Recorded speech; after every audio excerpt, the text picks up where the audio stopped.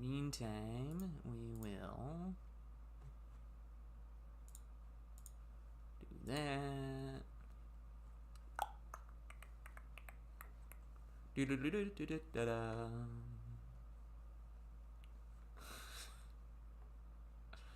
Oh, man.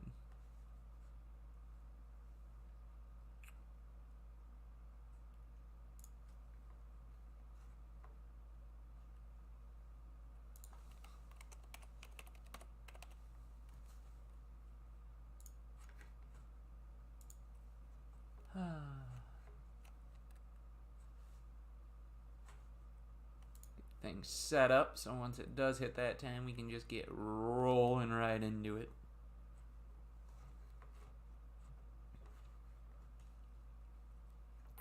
Surprisingly, it's not as cold in the library tonight as it usually is. I can't understand why.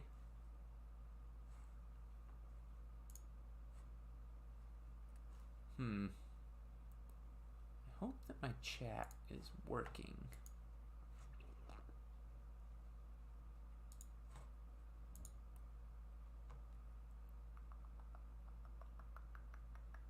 So while we're waiting, anyone who's going to want to participate in the choosing of characters, go ahead and start entering exclamation mark pick me now so that once 7:05 hits, we can just get right into it.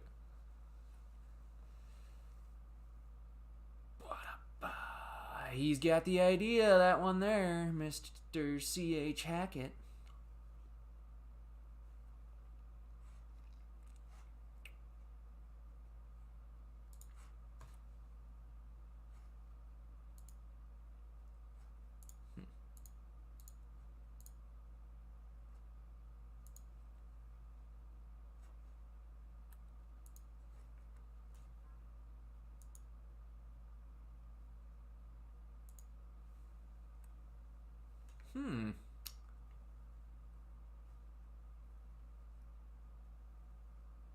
I don't know what you mean.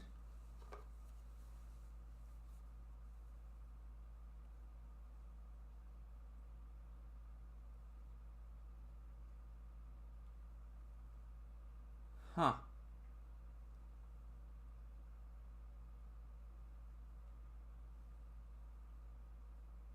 I don't know. I don't know what that would be.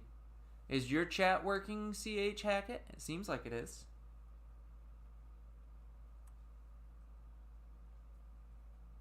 Anyone else having issues? I don't think anyone's is. Yours is working. I don't know, Bredub. I don't know. Hopefully you can get it working. That's not fun.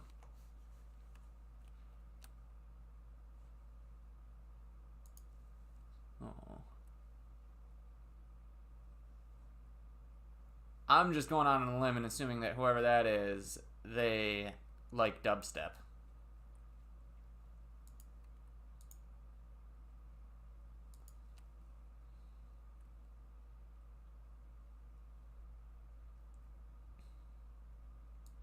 Oh, well, I was wrong. I think it would have been more interesting if they liked dubstep.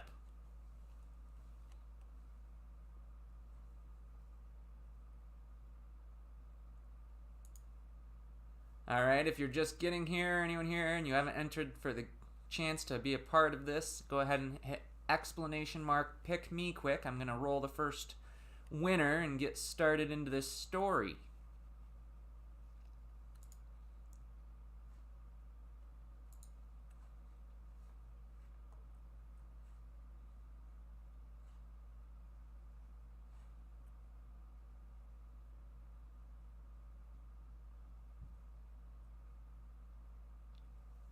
Alrighty, I'm rolling. C.H. Hackett, you're the lucky winner. I need the name of a male character.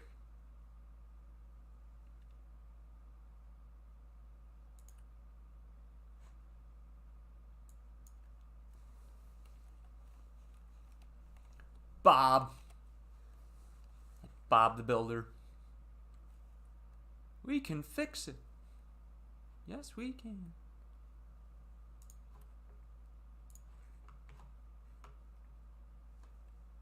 Alrighty, we're going to roll again.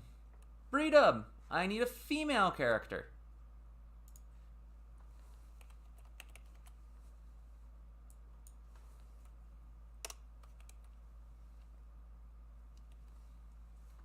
Looking for a female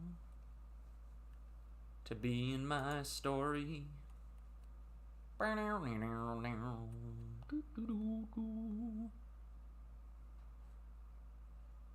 Holly. Holly. Alright, and cancel. Everyone enter Pick Me Again. Who wants a chance to win? Got one more to give away.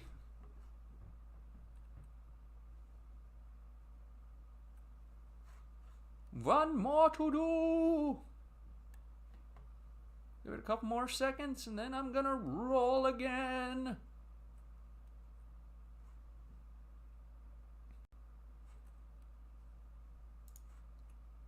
Ah, not Susanna. I need a name for a planet, not an existing planet.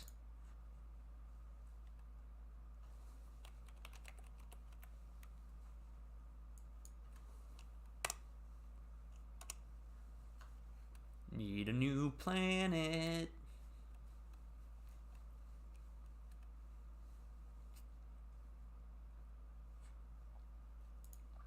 Ba-da-da-da.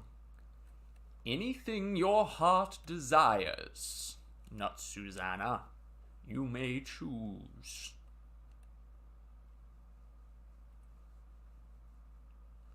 Orbital. That sounds like a gum.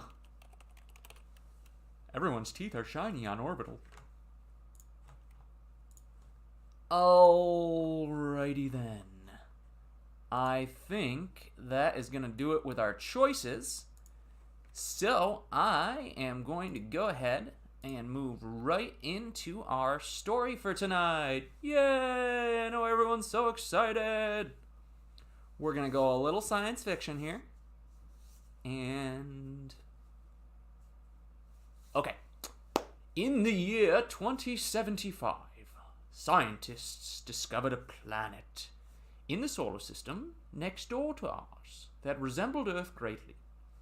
They were able to determine by sending probes that the planet had fresh water, optimal oxygen levels, and sustained plant life, and even possibly other animal life. They named it Orbital. In 2078, they sent their first ship to Orbital, full of laborers and engineers to start construction on a human colony. In 2080, they sent the first ship full of scientists, doctors, teachers, and other valuable civilians and their families. And that, my friends, is where our story begins. You see, Bob was a scientist on the first civilian ship to Orbital. He was one of many scientists aboard, each of which had a specialty. Bob was a botanist. What is a botanist, you might ask? Someone who studies plant life. His job on Orbital was going to be to classify all of the unknown plants and see which ones were edible, or at least as many as he could get to in his lifetime, the important ones. Which ones were harmful, and which ones were purely decorative, served no purpose. He felt honored to be chosen for such a crucial mission on Orbital. His entire life he had wanted to be recognized for the hard work he invested in his field. He was traveling solo, as he had no family. The life of a botanist is apparently very lonely. They spend all their time in the woods. Woo! Now, our other main character is a woman named Holly. And Holly was a doctor. She specialized in emergency medicine and diagnostics. She was looking forward to tending to emergency medical situations such as broken bones. Ah, my bones! Dehydration! I'm so thirsty. Where's the clean water on this planet? As well as diagnosing tricky-to-solve illnesses that would be caused by all the new things on this planet. She traveled only with her pet fish, who was named Cleo, and with a ton of books. Bookworm. I like her already. Now, Bob and Holly did not meet each other until the day of their arrival at Orbital. Their ship, with all these scientists, was so large, they spent a large portion of their journey asleep in cryo, so they never had a chance to cross paths. As they were lugging along their bags towards the exit area of the ship, Bob accidentally lost his balance and slammed right into Holly. What a clumsy fool. Knocking their bags right out of her hands, and she too went crashing to the floor. Bob exclaimed, "I am so sorry! I think I slipped on something wet. Here, let me help you up." And he proceeded to help her to her feet and reclaim her bags. "Is anything hurt?" asked Bob. "Luckily, I'm a doctor," Holly said curtly. She was tired and had a rough morning packing her belongings. This guy was just the icing on top of the cake. Bob now was a little irritated at how rude the woman was being and said, "Well, excuse me for apologizing. I hope to never inconvenience you again." And with that, they parted ways. Holly hoped he was right. Orbital was very large, and hopefully they never crossed paths again. Holly went and got settled in to her new home quickly and was itching to explore her new planet. She wanted to see her new office and meet other medical professionals she'd be working with. She grabbed her map and skipped off. Very excited if she's skipping. In the direction of the science and healthcare wing of the colony. Bob, being obsessed with plants his entire life, didn't even bother unpacking.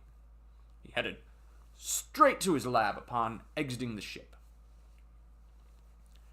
After checking out his lab equipment and his new schedule for the next 3 months, they plan really far out on this colony. There's a lot to get done. No room for disorganization. Just doesn't work.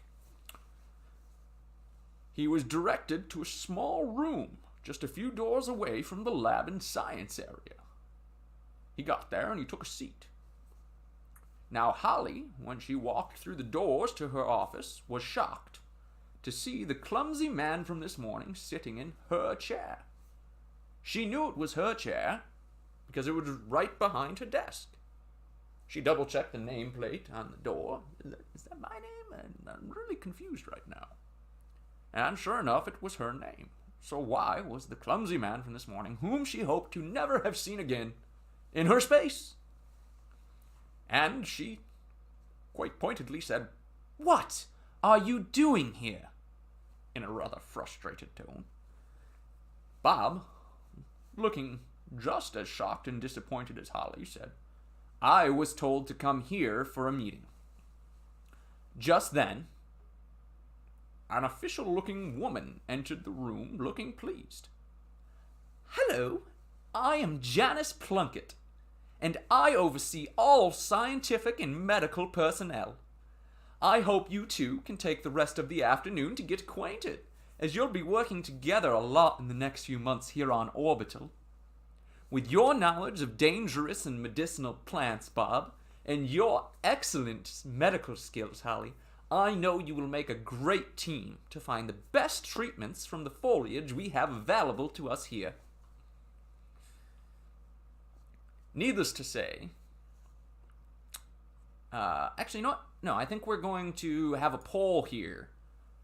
Do they decide to just accept that this is their task and work it out, or do they try to get out of working together? Because they clearly don't seem to like each other very much. Go ahead and vote for me, and then we will make a decision. For those of you, if you've never voted before, you just click on the little link to the poll. It'll bring you through. Choose one of my options, and then that'll help us decide which way the story goes. I'll give it a couple seconds.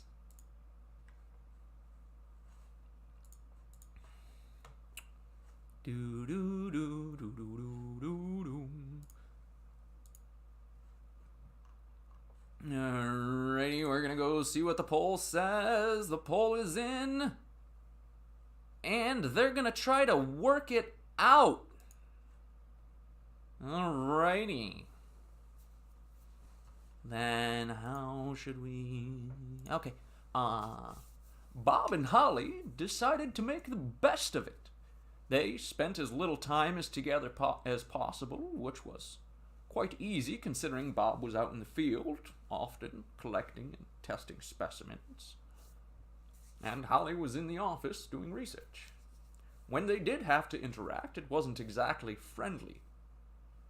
They clashed often. Butt heads. Holly was still aggravated over the initial meeting and thought that Bob was oafish and caveman-like, always banging into things and making a mess. And Bob thought that Holly was too detail-oriented, OCD, tidy, all those fancy words. She was always put together in a very sterile way, and he made it his goal to wrinkle her. After about a month, the tension between them started to ease a bit. Not entirely, though. They were able to do their jobs together in a timely and efficient manner, but neither loved being in the other's company. They fell into a rhythm, though, of analyzing data, eating lunch together, mostly in silence. A little small talk here and there. Occasionally, they bickered, but when they did, it was only because one of them thought that their way was the only way. That, and Bob is kind of a, he's a guy, and he said he would often accidentally almost spill something on Holly for old time's sake. That's not very nice, Bob. Not nice at all.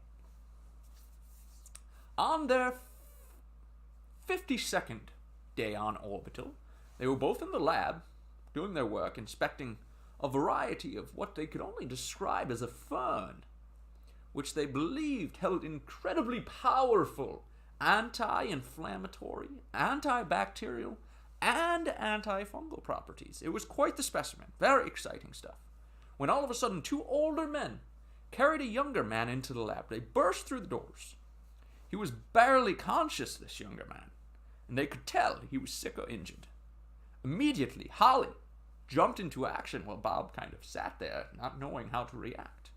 She cleared a table and started grabbing medical supplies from a shared supply closet in between her office and Bob's. As she put on gloves and placed a sanitation cover over the table, she exclaimed, "Quick! Put him here, gently, and tell me what happened."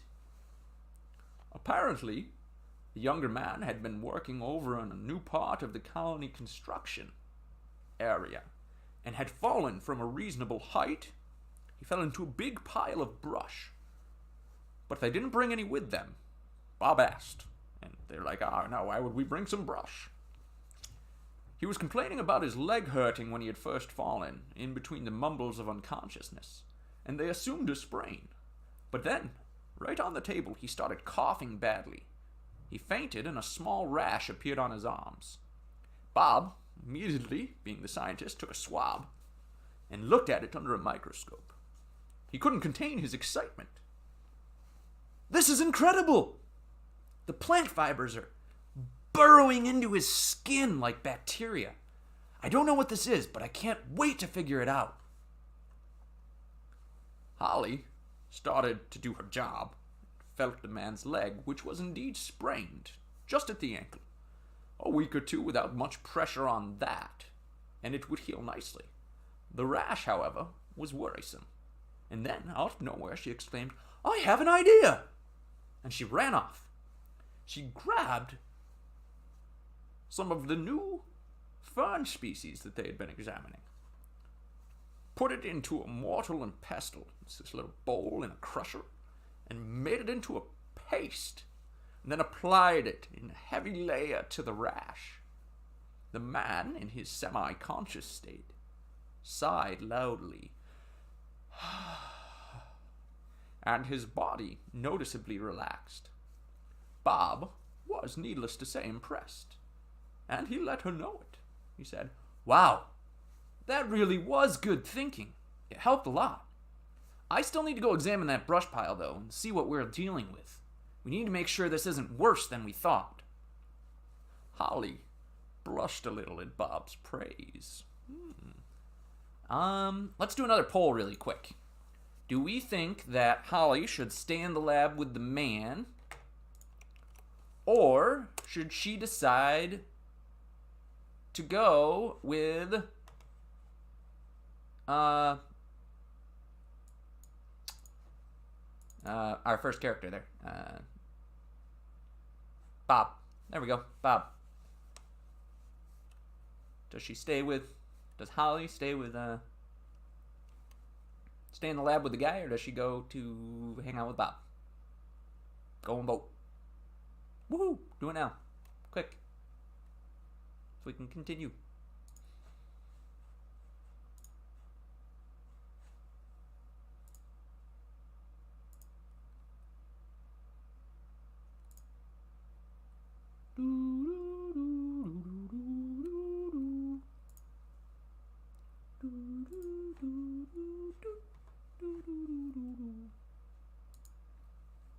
And a unanimous vote.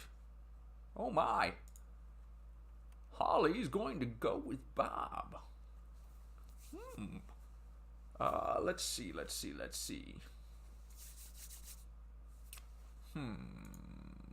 Bob headed for the door, but Holly felt a desire to go with him.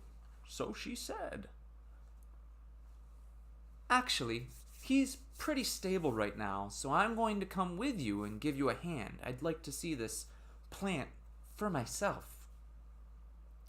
They continued toward the construction site with directions given by the two older men. Along the way, Bob could tell that Holly wanted to say something to him, but was holding back. So he decided to break the silence. And he said, "You were amazing in there. You thought so quickly in such a stressful situation. I would never be able to do that." Holly blushed again and said, "It's just a part of my training. I have to learn how to react immediately to a situation and deal with it in the most logical way. But if it hadn't been for you finding that fern and conducting all that research, I never would have been able to use it. So you're the real hero today." Bob thought for a moment, and a smile crept onto his face. He said, "Let's just agree that we're equally heroes to that young man in there today. We actually worked together and saved his life. We did that together." Holly nudged her shoulder into his and said, "Yeah, I guess we did. We kind of make a good team. It's funny how things go sometimes. I was thinking, maybe after we catalog this and check on our patient, we could go and grab some dinner together." With a little smirk afterwards. Now it was Bob's turn to blush, and he said playfully, with another shoulder into her, "I thought you'd never ask." And, as they say in fairy tales, they lived happily ever after together. Which just goes to show that you can't judge somebody based on your first experience with them. Sometimes it takes time.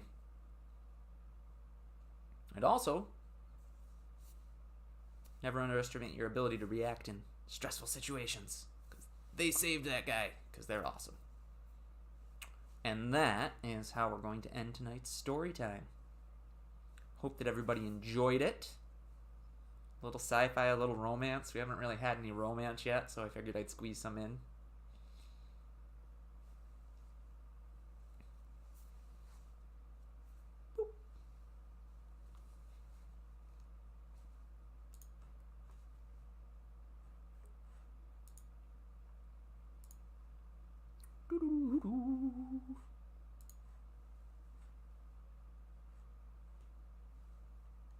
So I am curious. The last couple stories have been a little bit shorter.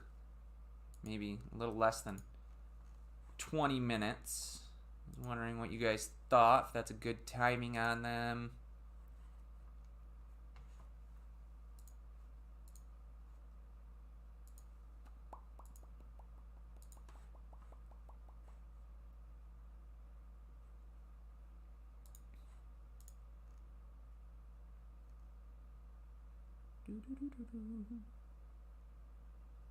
Think they're a good length, Breedub. Good. Well, thank you. Yeah, I'm trying to add a little more of my personality in. I've been a bit, how would you say, reserved late on it so far. Not myself, 'cause I don't know. Yeah. Anyone who actually knows me knows I'm a little crazy, and I haven't been letting that shine through, and I think that's a mistake. I think I need to let everyone see my craziness. So I'm going to start letting everyone see my craziness. You'll be hearing more voices, having more energy. Dun dun dun. Hopefully I'm going to be adding sounds into the stream to go along with my stories. I'm working on that right now. Trying to figure out exactly how to do it. I think I've got it figured out now. It's just a matter of making it work smoothly and getting all the sounds that I want. Like dun dun dun. Because that's just such a wonderful sound for when you have... Yeah, I agree. I need to go full crazy. I agree, Kyle C. By the way, nice to see you tuning in. I appreciate it. I agree. I think I do need to go full crazy. Even though you should never go full crazy. I want to. And I'm going to. Because I am. So. But anyhow, I'm rambling. You all have things to get on to with your night. So, I am going to release you back into the world. And I'm going to end my stream. Thank you all so much for tuning in and for being a part of my story. Yeah. Have a good night. We'll catch you later. Bye-bye now.